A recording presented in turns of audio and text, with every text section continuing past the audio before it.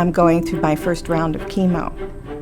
And when I was discussing that with my doctor and the possibility of going through a clinical trial, I had some apprehensions. But my doctor here and the staff here helped me to understand that chemo and clinical trials is just another weapon.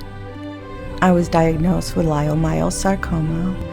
I've had 15 surgeries and 3 rounds of radiation, and there's no known cure. Cancer is many, many different diseases. We use one word to describe over 200 different types of diseases. So in order to learn, you had to follow millions of people. And the only way you can do that is through creating partnerships and asking as many patients as possible, can we learn from you? And so we came up with this concept of total cancer care. It's not just finding the right treatment for the right patient. It's also engaging with the patient, making them feel welcome.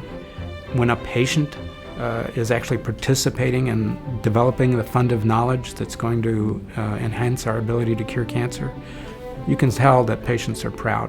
When you're inspired by a caregiver or a doctor that says, hey, we have these other tools to use, if this fails, then we can do this, there's hope. There's hope, there's that inspiration that gives you that drive to want to fight. There is never a time that I've left here feeling discouraged. Patients at Moffitt actually are invited to create their own personalized medical health record in what we call the patient portal in our database. And so they're already introduced to the concept in their own environment.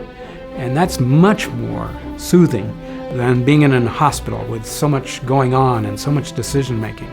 This advice came from our patient advocacy group, that patients know what they want, or they gradually discover what they want, and they're willing to tell you.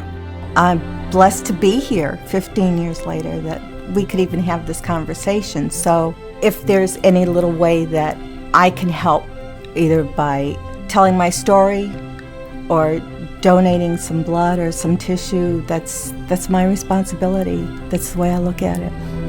Our idea was develop technology, develop an approach, and export it to where the patient lives. I would hope that anybody anywhere in the United States, no matter where they are, rural, urban, whatever, would have access to this sort of capability.